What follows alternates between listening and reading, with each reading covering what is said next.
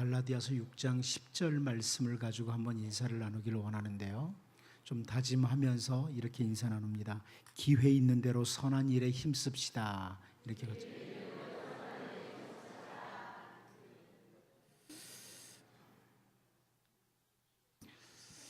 베데스다 연못가에서 38년 된 병자를 고치신 후에 안식일에 병을 고치는 일을 하셨다고 유대인들에게 예수님이 박해를 당합니다. 그때 예수님께서 하시는 말씀을 요한복음 5장 17절에서 우리가 볼 수 있는데요. 예수께서 그들에게 이르시되 내 아버지께서 이제까지 일하시니 나도 일한다 하시매 그럽니다. 하나님은 일하시는 분이시다. 내 아버지께서 이제까지 일하시니 나도 일한다. 이렇게 말씀을 합니다. 하나님은 일하시는 분이다. 여러분 창세기 2장 2절 말씀을 보면 하나님이 그가 하시던 일을 일곱째 날에 마치시니 그가 하시던 모든 일을 그치고 일곱째 날에 안식하시니라. 이렇게 기록되어 있죠. 하나님 일하신다. 이 일이라는 단어가 히브리어로 멜락하고 헬라어로는 그 에르곤이라는 단어인데, 이 일이라는 단어는 하나님과 사람 모두에게 다 사용되는 게 이제 성경에서 나오는 단어예요. 하나님께서 창조하시는 일에서부터 세상을 지금도 다스리시는 모든 일을 가리킬 때 이 일을 하신다 이렇게 사용되고요. 혹은 사람들이 세상에 사는 동안에 행하는 일, 이때도 같은 단어가 사용되고 있습니다. 오늘 본문 23절 말씀을 보면 솔로몬에게 일을 감독하는 우두머리 550명이 있어 일하는 백성을 다스렸더라 이렇게 말씀하죠. 여기 일이라는 단어가 두 번 나와요. 창세기 2장에서 나오는 같은 일, 멜라카라는 단어입니다. 반복해서 사용되고 있어요. 우리가 세상에 살아가면서 각자 다양한 일들을 하고 삽니다. 그런데 일을 하면서 일을 하는 태도는 모두가 같은 것은 아닙니다. 에덴 동산에서 아담과 하와가 범죄한 이후에 아담에게 내려진 징계가 창세기 3장 17절 말씀을 보면 아담에게 이르시되 네가 네 아내의 말을 듣고 내가 네게 먹지 말라 한 나무의 열매를 먹었은즉 땅은 너로 말미암아 저주를 받고 너는 평생에 수고하여야 그 소산을 먹으리라. 이렇게 하나님께서 말씀하시므로 우리의 일과 수고라는 단어가 맞물려 있어요.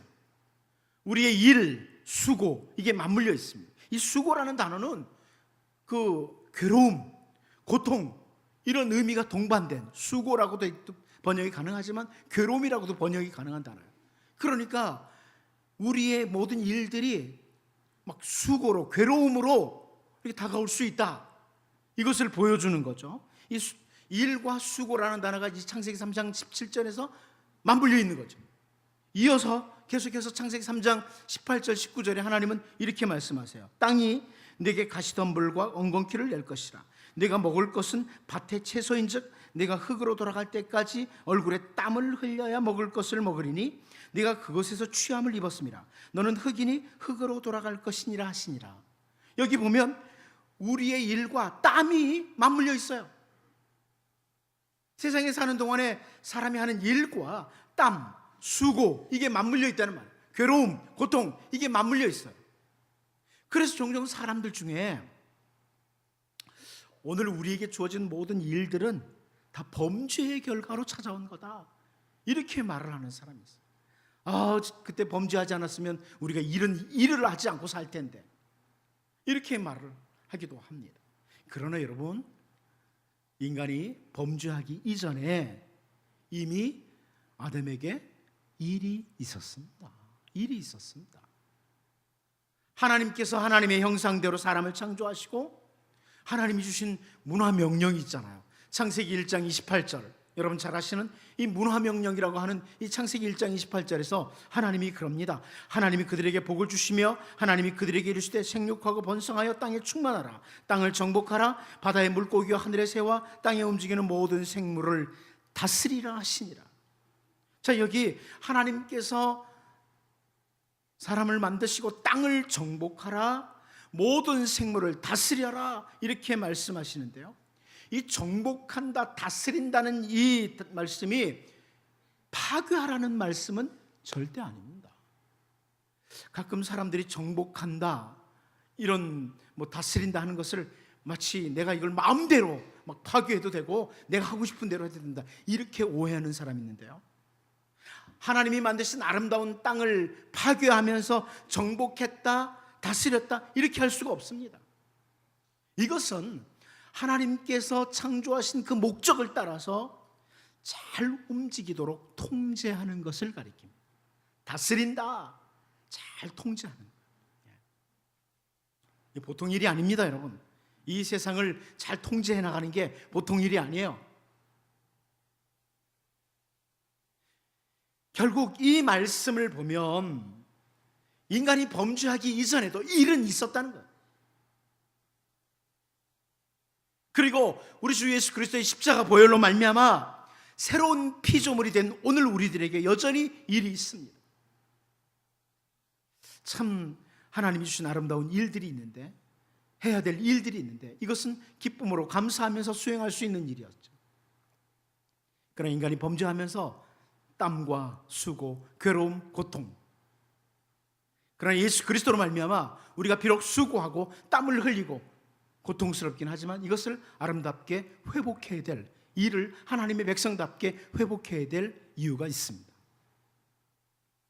정리하면 일 자체는 죄도 징계도 아닙니다.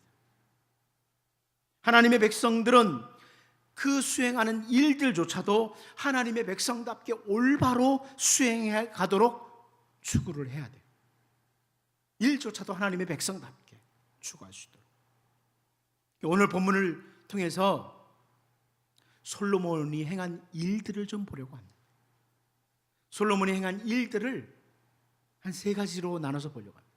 그러면서 우리에게 주어진 생애를 사는 동안에 우리도 올바로 일을 대하는 성, 어차피 일을 해야 돼요. 어떤 일이든. 그런데 그 일을 하되 올바로 일을 대하는 이런 성도로 다짐도 하고 기도도 하는 그런 복된 성도들이 될 수 있기를 원합니다. 첫 번째는 직임, 사명을 위해서 일을 합니다. 솔로몬을 비롯해서 오늘 우리들은 직임, 사명을 위해서 일을 하는 사람들입니다. 오늘 본문 23절을 같이 한번 읽어보겠습니다. 같이 봅니다. 시작. 솔로몬에게 일을 감독하는 우두머리 550명이 있어 일하는 백성을 다스렸더라. 자, 여기 일을 감독하는 우두머리, 다시 말해서 관리자들이 550명이 있었다. 그래서 일하는 백성들을 다스렸다 그럽니다. 열왕기 기자가 설명하는 건데요, 역대하 2장 18절 말씀을 보면 그 중에 7만 명은 짐꾼이 되게 하였고 8만 명은 산에서 벌목하게 하였고 3,600명은 감독으로 삼아 백성들에게 일을 시키게 하였더라. 이렇게 많은 일꾼들이 있었어요. 일하는 사람들을 위해 또 중간에 감독들도 있고. 그래서 여기 오늘 본문에 일을 감독하는 우두머리 격인 관리자들이 550명이나 됐다는 거예요. 우리는 솔로몬 왕이 무슨 일을 하기 위해서 이렇게 많은 일꾼들과 관리자들을 두었는지 잘 알고 있습니다. 무슨 일을 위해서? 우리가 앞부분 열왕기상 9장 15절에서 이미 살펴보았죠. 솔로몬 왕이 역군을 일으킨 까닭은 이러하니 여호와의 성전과 자기 왕궁과 밀로와 예루살렘 성과 하솔과 무기또와 게셀을 건축하려 하였음이라 그럽니다. 성전을 건축하기 위해서, 왕궁 짓기 위해서, 많은 성벽들을 건축하기 위해서 많은 일꾼들이 있었고 그 위에 관리자들, 이런 사람들이 있었던 거예요. 감독자들. 이 일은 성전을 건축하고 왕궁을 짓고 성읍들을 건축하고 성벽을 건축하고 이래서 나라를 든든하게 해야 되는 이 일은 솔로몬 왕의, 그가 왕의 자리에서 해야 할 직임, 사명이었습니다. 우리가 너무나 잘 알고 있다시피 과거에 솔로몬의 아버지 다윗이요, 그 마음속에 여호와를 위한 집을 건축하고 싶은 마음이 생겼습니다.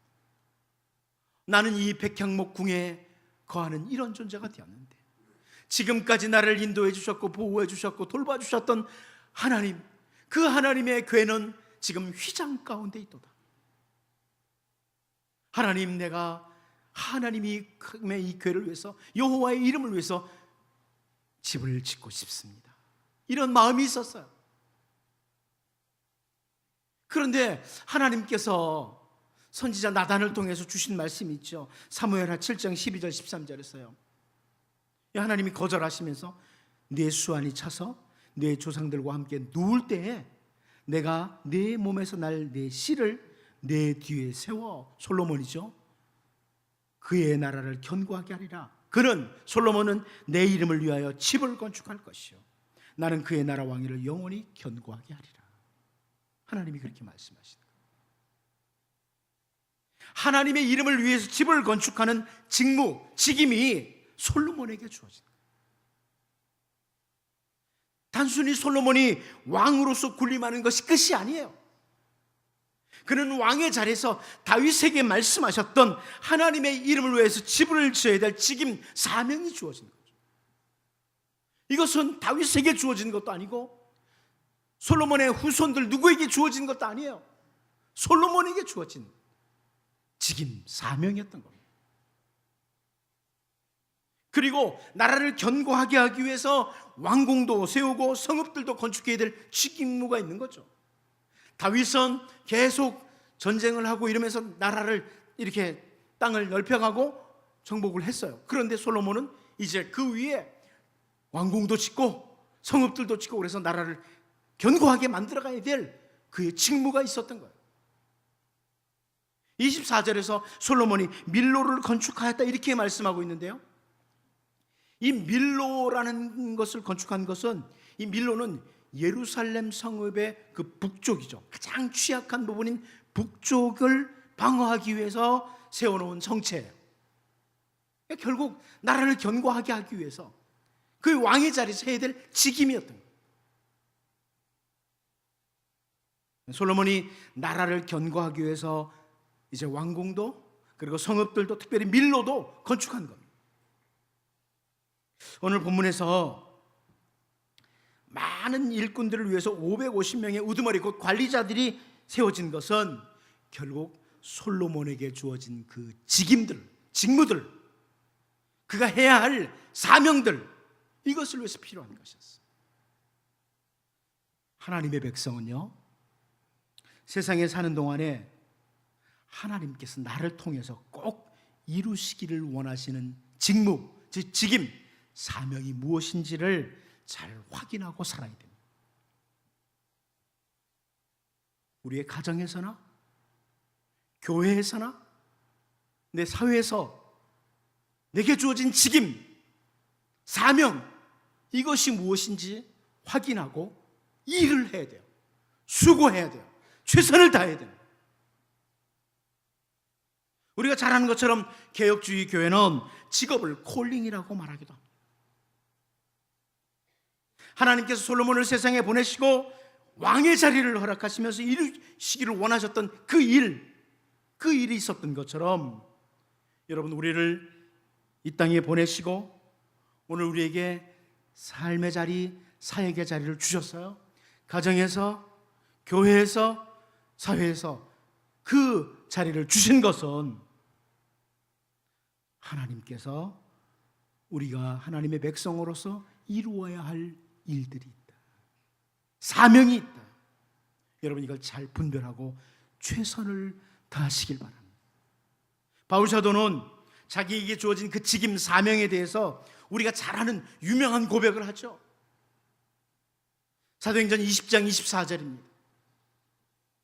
내가 달려갈 길과 주 예수께 받은 사명, 곧 하나님의 은혜의 복음을 증언하는 일을 마치려 하면은 나의 생명조차 조금도 귀한 것으로 여기지 아니하노라. 바울은 하나님의 은혜의 복음을 증언하는 일이 자기에게 주어진 사명이다, 직임이다, 이렇게 알고 있었어요. 자기의 직무, 사명을 분명히 알고 나는 이 사명을 위해서 내 생명조차 조금도 귀한 것으로 여기지 않는다, 이렇게 표현할 정도입니다.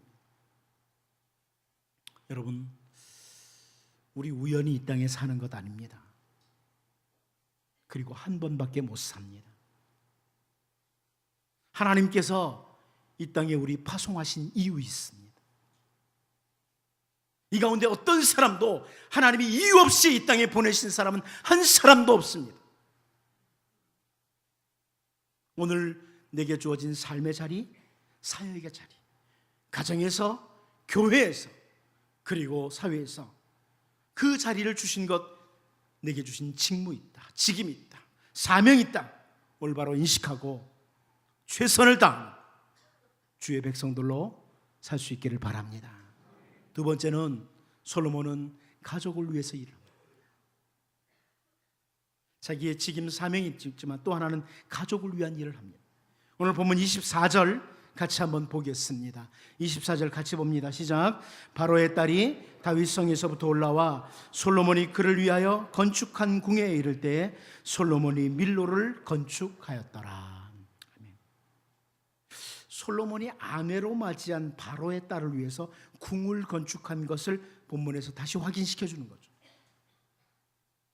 이미 우리가 앞에서 봤지만 열왕기상 3장 1절 말씀을 보면 솔로몬이 애굽의 왕 바로와 더불어 혼인 관계를 맺어 그의 딸을 맞이하고 다윗성에 데려다 두고 자기의 왕궁과 여호와의 성전과 예루살렘 주위의 성의 공사가 끝나기를 기다리니라, 이렇게 말씀합니다.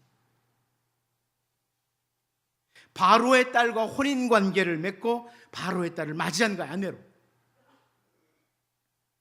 그런데 그 바로의 딸을 위해서 열왕기상 7장 8절에 보면요, 솔로몬이 거처할 왕궁은 그 주랑 뒤 다른 뜰에 있으니 그 양식이 동일하며 솔로몬이 또 그가 장가든 바로의 딸을 위하여 집을 지었는데 이 주랑과 같더라, 이렇게 표현합니다. 여러분, 우리가 그 솔로몬에게 이방인의 딸, 바로의 딸을 아내로 맞이한 것에 대해서 받아들이기가 좀 거북한 사람이 있을 수 있습니다. 이방인의 딸을 아내로 맞이했다, 받아들이기 거북하다고 할지라도 사실 바로의 딸은 솔로몬의 아내입니다. 아무리 거북해도. 다른 표현으로 솔로몬은 그의 가족을 위해서 집을 짓는 일을 행하는 거예요. 제가 지난번에도 말씀드렸지만 집을 짓는 건 쉬운 일이 아니에요. 하나님께서 우리에게 가정이라고 하는 귀한 공동체를 허락해 주셨습니다. 한 가정의 가족들은 서로를 위해 수고, 일을 할 줄 알아야 돼요. 서로 도와주고 세워주는 그런 공동체. 여러분, 가정에서 짓밟히고 가정에서 너무 고통스럽고 이러지 않도록 서로 세워주는 거예요. 차라리 내가 수고를 하고 내가 좀 고통스러워도 가족들을 세워주려는 이런 자세가 바로 가정의 올바른 구성원이에요. 하나님의 백성의 자세예요. 창세기 2장 18절에서 여호와 하나님이 이르시되 사람이 혼자 사는 것이 좋지 아니하니 내가 그를 위하여 돕는 배필을 지으리라 하시니라, 이렇게 말씀했습니다. 아담을 위해서 돕는 배필을 지으시겠다. 그래서 여러분 잘 알죠? 우리가 잘 아는 것처럼 하와를 아담의 그 갈빗대 하나로 만드셔요. 그리고 아담에게 아내로 허락하심으로 가정이 시작됩니다. 최초의 가정이 시작됩니다. 그런데 우리들 중에 누구도 하와가 아담의 돕는 배필이기 때문에 하와만 아담을 돕고 아담은 하와의 도움만 받고 살아도 된다, 이런 생각을 가지신 남자분들은 한 사람도 없죠? 그런 분 없죠? 아내가 나만 도와야 돼. 이런 생각을 가지신 분 없죠. 이 본문을 보면서 이 창세기 2장 18절을 보면서 그렇게 해석하는 사람은 없어요. 이 말씀은 사실 서로에게 돕는 자예요. 서로를 세워주는 자예요. 그렇게 살아가는 것이 가정이라는 것을 보여주는 거예요. 세상에 사는 동안에 우리는 부모 형제, 그러니까 부모와 자녀와의 관계, 부부간의 관계, 형제들과의 관계 있어요. 어떻게 해요? 서로 돕고 세워주는 관계 속에 살아가는 것이 성도의 정상적인 자세. 그러기 위해서 우리는 세상에 사는 동안에 가족을 위해서 수고를 하는 거예요. 가정에서 아버지만 돈을 벌어오느라고 수고하고 일을 한다, 이렇게 생각하면 안 되는 거죠. 한번 여러분 정직하게 가족들을 바라보면 가족에 있는 모든 구성원들이 수고하고 애를 써요, 이 세상에서. 심지어 어린 학생들도 힘써요. 학교에서 공부하는 게 보통 어려운 줄 아십니까? 여러분 학교 다닐 때 공부하는 게 쉬웠어요? 쉽지 않잖아요. 모든 게 다 힘들어요. 그래서 서로 돕고 세워주는 거예요, 가정. 여러분 남자들이 오해하면 안 될 게, 아내들이 집안에서 하는 일이 참 별거 없다. 아니에요. 얼마나 많이 수고하고 노동을 하는지 모릅니다. 제가 전에도 그런 말씀 드렸습니다만 우리나라 말 중에 좀 잘못된 거 하나 있어요. 할 일 없으면 집에 가서 애나 보라고. 여러분 그런 생각 가지고 있으면 하루만 좀 애를 한번 남자들 봐보십시오. 얼마나 힘든지 몰라요, 애 보는 일이. 그런 말은 없어져야 돼요. 할 일 없으면 집에 가서 애나 봐라. 애 보는 일은 보통 어려운 게 아니에요. 차라리 저는 다른 노동을 하고 싶어요.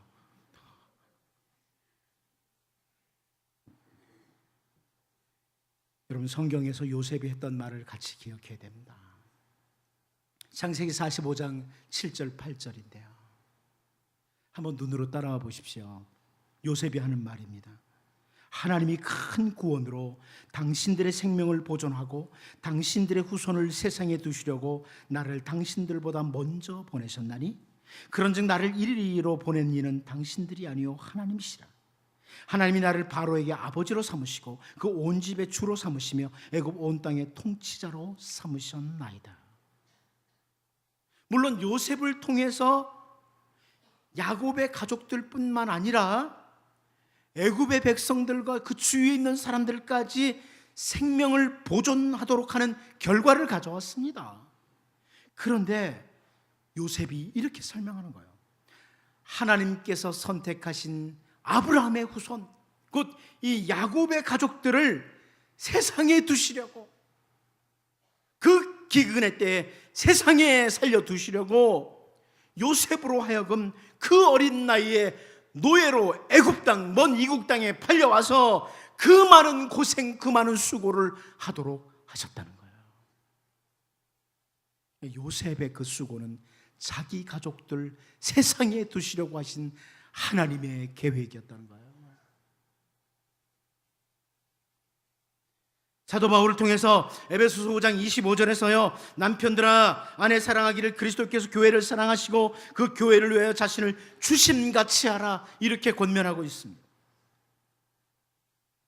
여러분 예수님께서 교회를 사랑하시고 자신을 주신 것, 바로 우리를 사랑하셔서 하늘 보좌의 그 영광 보좌를 버리시고 이 땅에 오셔서 인간의 몸으로 오셔서 십자가에 죽기까지 수고하신 그 수고, 이거 우리가 잘 알잖아요. 보통 수고가 아닙니다. 우리가 따라갈 수 없는 수고예요. 누구도 흉내도 못 낼 수고예요. 못 낼 수고예요. 남편들아 아내 사랑하기를 그리스도께서 교회를 사랑하시고 교회를 위해서 자신을 주심같이 하라. 이 가족을 위해서 어떻게 해야 된다는 게 보이죠. 이 부분을 보면서 아내들만 즐거워하지 마십시오. 아내들도 필요한 거예요. 서로예요. 그러면 남편들은 아내를 그렇게 사랑하고 아내는 안 사랑해도 되냐? 아니죠. 다 같이 사랑을 해야 돼. 그렇게 희생의 사랑을 해야 돼요. 이게 가정이에요. 하나님이 원하시는 가정의 모습이에요. 가족을 위해서 서로 수고하는 모습이죠. 오늘 본문에서 바로의 딸을 아내로 맞이한 솔로몬이 그 아내를 위해서 궁전을 건축하는 수고를 하는 것을 보면서 하나님의 백성으로서 여러분 이제 각자 자기에게 허락하신 가정을 위해서 기쁜 마음으로 수고하는, 주어진 일들을 하는 그런 주의 백성들로 살 수 있기를 바랍니다. 마지막 한 가지 더 봅니다. 솔로몬은 거룩한 구별을 위해서 일을 하고 있습니다. 거룩한 구별을 위해서 일을 한다. 오늘 본문 24절 다시 한번 읽어볼까요? 다 같이 한번 다시 읽어봅니다. 시작. 바로의 딸이 다윗성에서부터 올라와 솔로몬이 그를 위하여 건축한 궁에 이를 때에 솔로몬이 밀로를 건축하였더라. 여기 솔로몬의 아내가 된 바로의 딸이 다윗성에서부터 올라왔다, 이런 표현이 나오죠. 다윗성에서부터 올라왔다. 이 다윗성에서부터 바로의 딸이 올라오기 위해서 바로의 딸을 위해서 집을 건축했다, 궁전을 건축했다, 이런 말씀이거든요. 자, 이 부분에 대해서 병행구절인 역대하 8장 11절을 보면 우리가 좀 더 자세히 알 수 있어요. 역대하 8장 11절을 보면 솔로몬이 바로의 딸을 데리고 다윗성에서부터 그를 위하여 건축한 왕궁에 이르러 이르되, 이때부터 하는 말을 보십시오. 내 아내가, 지금 바로의 딸을 가리키는 거예요. 내 아내가 이스라엘 왕 다윗의 왕궁에 살지 못하리니. 이유가 뭐예요? 이는 여호와의 교회가 이런 곳은 다 거룩함이니라 하였더라. 솔로몬의 아내가 된 바로의 딸이 다윗성에 살지 못할 이유가 있다, 솔로몬이 그러는데 그것은 여호와의 교회가 이런 곳은 다 거룩함이니라, 이렇게 솔로몬이 설명을 해요. 이방인의 딸인 바로의 딸이 하나님의 교회를 위해서 거룩하게 구별된 그 땅, 그 다윗성에 머무르는 것은 옳지 않다는 솔로몬의 표현이에요. 그래서 솔로몬이 바로의 딸을 위해서 궁을 건축하는 이런 수고를 하는 거예요. 바로 이 이유 때문에. 한마디로 말하면 뭐예요? 거룩한 구별을 위하여 하는 솔로몬의 수고예요. 거룩한 땅을 거룩하게 구별하고 있고 싶은 솔로몬의 수고예요. 하나님의 백성들인 우리들은 여기 솔로몬이 바로의 딸을 위해서 궁을 건축하는 또 하나의 수고를 하는, 그 노동을 하는 것을 보면서 우리도 거룩한 구별을 위한 수고가 있어야 돼요. 거룩한 구별을 위한 수고. 세상에 사는 모든 사람들이요, 자기에게 주어진 직무를 위해서 수고도 하고요, 자기에 속한 가족들을 위해서, 가정을 위해서 수고를 합니다. 그런데 하나님의 백성들에게는 또 하나의 수고가 있는데, 그 또 하나의 수고는 바로 거룩한 구별을 위한 수고예요. 구별된 백성으로서, 하나님의 자녀로서 수고하는 수고예요. 여러 가지 많지만 한 예만 들어볼게요. 오늘 여기 호산나 찬양대, 이들이 모든 성도를 대표해서 하나님께 찬양을 드리기 위해서 얼마나 많이 연습하고 수고합니까? 좀 더 일찍 와서 또 늦게까지 연습을 또 하고, 그래서 대표해서 하나님을 찬양하는 거룩한 구별을 위한 수고를 하는 거죠. 찬양대만이 아니에요. 우리 모두가 거룩한 구별을 위한 수고를 해야 되죠. 아니, 이곳에 온 여러분들이 오늘 이렇게 예배의 자리에 나온 이유는 뭐예요? 세상 사람들은 이렇게 안 해도 돼요. 그런데 우리는 남들보다 주일날 또 더 일찍 일어나야 되고, 와서 예배하는 자리에 참여하는 이런 거룩한 구별을 위한 수고를 하는 거예요. 예배에 임하는 거예요. 여러 가지 섬김을 하는 거예요. 이 바로 우리가 이 땅에서 해야 될 또 하나의 일, 수고예요. 제가 예배를 일이라고 표현해서 죄송하지만 우리의 수고가 필요합니다. 세상 사람들은 이런 수고를 하지 않아도 됩니다. 그러나 오늘 우리의 수고는 구별된 백성으로 행하는 거룩한 구별된 수고가 있어야 된다. 하나님께서 우리를 거룩하게 구별하신 백성이기에 구별된 백성으로 살아가면서 해야 할 수고가 있다는 거예요. 일이 있다는 거예요. 우리 주 예수님께서 이 땅에 오셔서 우리의 죄를 대속하시기 위해서 행하신 것, 십자가에서 그 큰 고난을 당하신 것은 거룩히 구별된 수고였습니다. 세상 사람들 모두가 할 수 있는 게 아니에요. 이 거룩한 구별을 위한 수고는, 여러분, 예수 그리스도의 십자가 은혜로 우리는 거룩한 백성으로 구별되었습니다. 그래서 성도라고 합니다. 구별된 백성입니다.